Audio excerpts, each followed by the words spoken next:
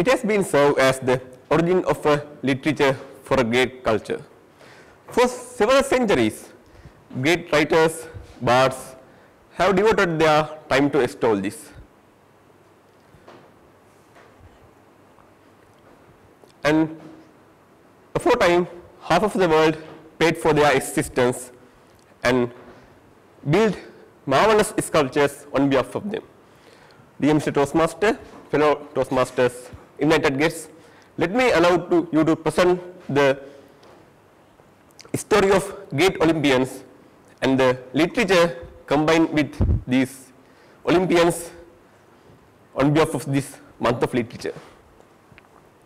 The two monumental works of Homer, the Iliad and the Odyssey, and several poems by lyrical poets as Sappho and Pindar, hundreds of plays by authors such as Euripides, Sophocles can be recognized as the major sources of the ancient Greek literature, and they are providing vast amount of details about the Greek mythology. Even in modern days, the subject Greek mythology has been a favorite topic, and writers such as Riordan and Anne Ursus, the book series of Percy Jackson and the Olympians, which have been a famous book series for my life and for him also, and the heroes of the Olympians and Kronos Chronicles have been among bestsellers. According to the sources, Gaia, the earth, and Uranus, the sky, were the first things to get created from the chaos. Together, they created 3 Hecatoncarius who had 100 hands and 50 heads, and 3 Cyclops who had only 1 eye, and 12 Titans who were immortal and incredible in their strength. But Uranus was a bad husband and father. He feared to get overthrown by Hecatoncarius, and he imprisoned them in the darkened areas of the earth. But this caused to get anger Gaia, their mother, and she made the flint sickle and tried to get her children to attack Uranus.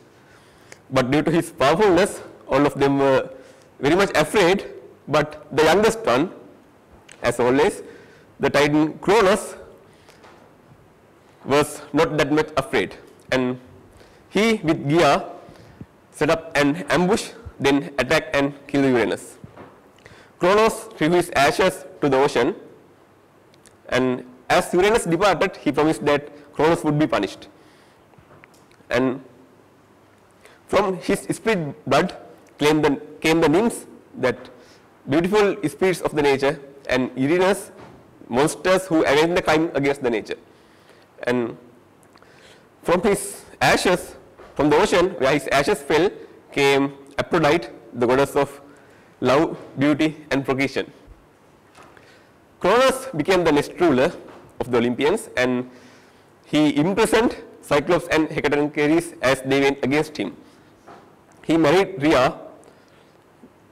She was his sister, although, and they ruled for many centuries. But both Gaia and Uranus had prophecies that one day Kronos would be overthrown by his own child. To avoid that, Kronos swallowed each his child as they were born.